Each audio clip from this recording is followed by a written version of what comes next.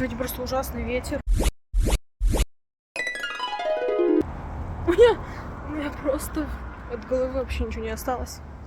Ну, как бы по сравнению вчера, то, что было, сегодня это так, ветерок. Потому что то, что было вчера, тут все пополомало, все поснесло. Короче, вчера вообще был ураган. Вот вчера был вот такой ветер. Не то, что сегодня.